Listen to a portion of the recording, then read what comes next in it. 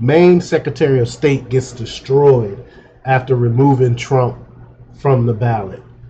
Uh, Maine Secretary of State, she getting blasted online for what she doing. And I talked a little bit about this in a previous video, how the left is doing everything they can to try to keep Trump off the ballot because they know he will crush Biden in the 2024 election. So they're trying to do everything they can, pulling out all the stops to keep this man off of ballots. And Sheena Bellows is the Secretary of State. She's a super duper hypocrite because she's the one that she tweeted out before, talked about before,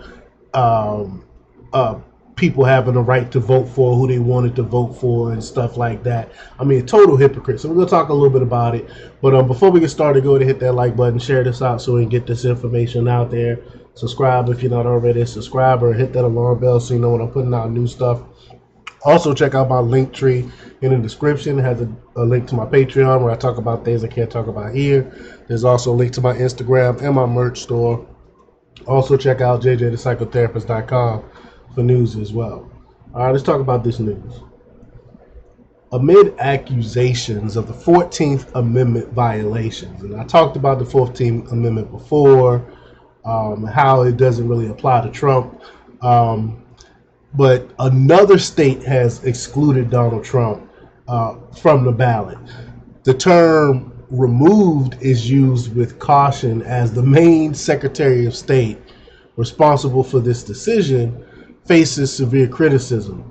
The Senator Tom Tillis officially condemned the move, emphasizing the need for the Constitutional Election Integrity Act to curb such abuses by partisan officials. I mean, again, it's not right. People should have a right to choose. You shouldn't take someone off a ballot.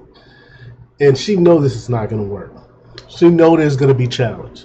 But in response to Maine's Democrat Secretary of State removing Trump from the ballot, Tillis deemed it an egregious abuse of power. And he posted that in the post that he put out, insisted on the introduction of a legislative act to safeguard constitutional challenges through the U.S. Supreme Court. The broad and arbitrary nature of this decision suggests the potential precedent for Republicans to remove Joe Biden from their ballots. And I wonder what the left response would be to that.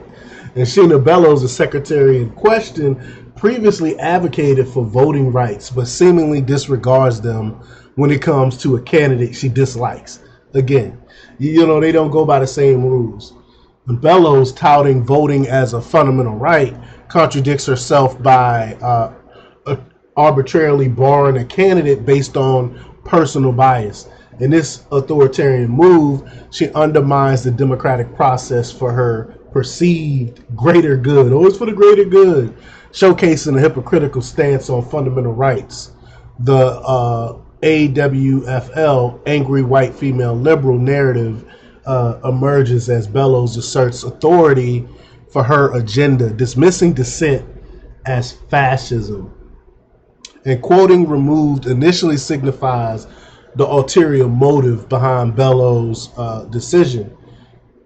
Similar to the Colorado Supreme Court ruling, she stays her own decision, deferring to the U.S. Supreme Court. This strategy suggests that these maneuvers are not intended to succeed legally. She knows it's not going to work, but rather to cast the U.S. Supreme Court as the villain.